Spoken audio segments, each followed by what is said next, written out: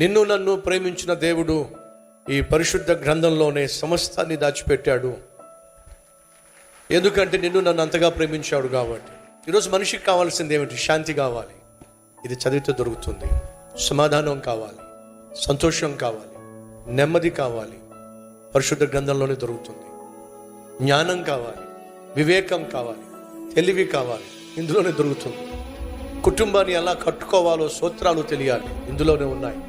ఒక నాయకునిగా నువ్వు ఎలా నలుగురు నడిపించాలో ఇదే తెలియచేస్తుంది. ఒక తండ్రి బాధ్యతలు ఏమిటో, ఒక తల్లి బాధ్యతలు ఏమిటో, బిడ్డల బాధ్యతలు ఏమిటో, కుటుంబ వ్యవస్థను ఎలా నిర్మించుకోవాలో. ఒకటేమిటండి, ఈరోజు మనిషికి కావలసిన ప్రతి అవసరాన్ని తీర్చగలిగిన అద్భుతమైన దేవుడు అనుగ్రహించిన ఐశ్వర్యం ఈ పరిశుద్ధ గ్రంథం.